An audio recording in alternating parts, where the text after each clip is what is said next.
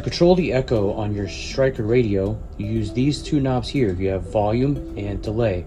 Volume adjusts the intensity of each reverb, and delay adjusts the spacing or delay between each reverb.